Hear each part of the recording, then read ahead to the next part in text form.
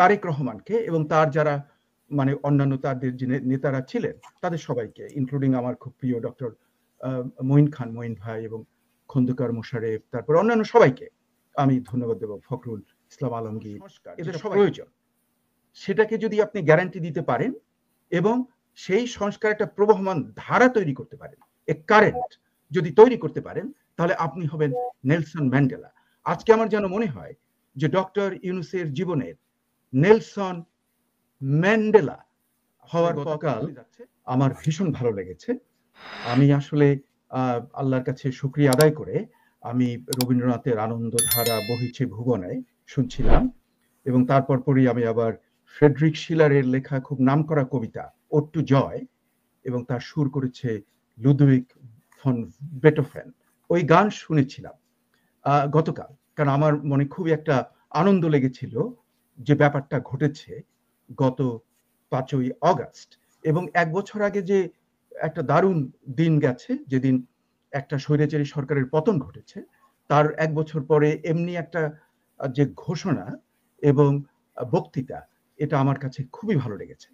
আর এটা সম্পর্কে আমার ইমপ্রেশনের জন্য আমি গ্রিক মিথোলজির যে ওডিসিয়াসের যে কাহিনী, এটা আমি বলবো।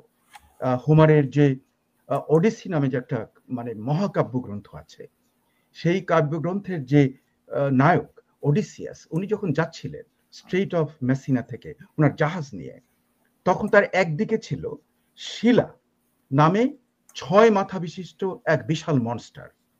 আমার মনে হলো এই 6 মাথা 6 জন কারা, এটা আপনারা দর্শক মন্ডলী আপনারা বুঝে নেবেন, আমাকে আর বলতে হচ্ছে না। এমনি এক মনস্টার একদিকে, আর একদিকে হলো যে ক্যারিবডিস, জঙ্গি স্বাধীনতা বিরোধী যে জঙ্গি গোষ্ঠী, সেটা আর একদিকে। এর মাঝ থেকে যে নৌকাটা মানে জাহাজটাকে চালাতে হবে, এবং এটা তারেক রহমান খুব সিদ্ধ হস্তে, খুব ভদ্রভাবে, খুব অ্যামিকেবলি, অনেক চিন্তা ভাবনা করে, উনি কোনো হটকারিতা দেখাননি, কোনো গরম গরম বক্তৃতা দেননি, কিন্তু খুবই সিদ্ধ হস্তে এই জাহাজটাকে চালিয়ে এনেছেন। এনে মনে হলো যে উনি আসলে ওই 2 মনস্টারকেই পিছনে ফেলে জাহাজটাকে আসলে ঘাটে নিয়ে আসছেন। এবং এজন্য আমি ক্রেডিট দেব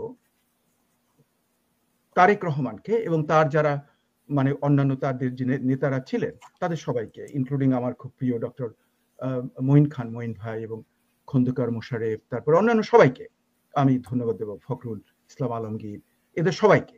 এরা খুব ভদ্রভাবে ভালোভাবে নৌকাটাকে জাহাজটাকে ঘাটে এনেছেন। এবং এজন্য আমি আরেকটা ক্রেডিট, আমি কিন্তু আপনাদের এই অনুষ্ঠানে আমি কিন্তু ডক্টর মোহাম্মদ ইউনূসকে প্রশংসাও করেছি, আবার কঠোর ভাষায় তার সমালোচনা করেছি। কেন করেছিলাম? যে আমার সন্দেহ হয়েছিল যে উনি হয়তো নির্বাচন নাও দিতে পারেন, উনি হয়তো ওনার মানে যে ওনার যে টেনিউরটাকে, ওনার শাসনকে উনি দীর্ঘায়িত করতে পারেন, কারণ হালুয়া রুটি খাওয়ার জন্য যারা যে দলগুলো রয়েছে, যারা জীবনে কোনোদিন নির্বাচনে জয়লাভ করতে পারবেন না, সেই দলগুলো, এবং সঙ্গে যে ওই শিলা 6 মাথা বিশিষ্ট যে মনস্টাররা, ওরা যে চাঁদাবাজি, তারপরে বিভিন্ন নিয়োগ বাণিজ্য ইত্যাদি করে যে হালুয়া রুটি খাচ্ছিল, প্রত্যেকের চেহারা চেঞ্জ হয়ে গেছে, কাপড় চোপড় চেঞ্জ হয়ে গেছে, 5 স্টার হোটেলে ভ্যাকেশন করতে যাচ্ছে কক্সবাজারে। এই যে গ্রুপগুলো যে তখন খুব হইচই করছিল, এতে আমি ভাবছিলাম এক সময় যে হয়তোবা ডক্টর ইউনূস হয়তো ভুল পথে চলবেন, কিন্তু না, তিনি ঠিকই আছেন। আমি তাকে খুব শ্রদ্ধা করেছি অল থ্রু মাই লাইফ, মানে আমি যখন ম্যাচিওর্ড লাইফ। ওনার সঙ্গে আমার দেখা হয়েছিল 1972-তে প্রথম। হ্যাঁ, উনি একটা ব্রিটিশ টাইপের চেক শার্ট পরে আসছিলেন আর একটা খাকি প্যান্ট, এবং ওনার বাড়িতেও গিয়েছি আমি, ছায়াবীথিতে আমি খেয়েছি। তারপরে ওনার যে গ্রামীণ ব্যাংকের ফ্লোরে বসে পাটির উপরে মুরগি ডাল ভাত খেয়েছি ওনার সঙ্গে।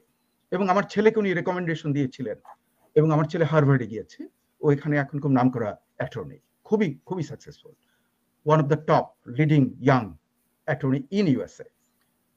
ইউনূস ভাইকে আমি শ্রদ্ধা করেছি, কিন্তু তার কঠোর সমালোচনাও করেছি।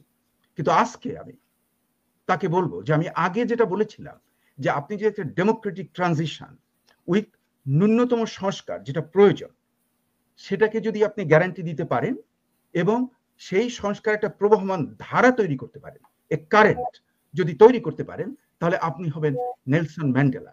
আজকে আমার যেন মনে হয় যে ডক্টর ইউনূসের জীবনের নেলসন ম্যান্ডেলা হওয়ার পথ খুলে যাচ্ছে। এবং আমার যেন মনে হচ্ছে যে উনি, আমি জানি যে ওনার কতগুলো অ্যাকশনসে মামুন সাহেবের আমি মাথা দেখছি, কিন্তু যে ওনার কতগুলো অ্যাকশনসের সমালোচনা হবে আমি জানি, কিন্তু বাংলাদেশের কনটেক্সটে যেখানে আপনি দেখেন যে আপনারা তো ওখানে আছেন, আমরা মাঝে মাঝে যাই, আপনি কি বাংলাদেশের কোন অফিসে গিয়ে রীতিমতো কোনো কাজ করতে পারেন?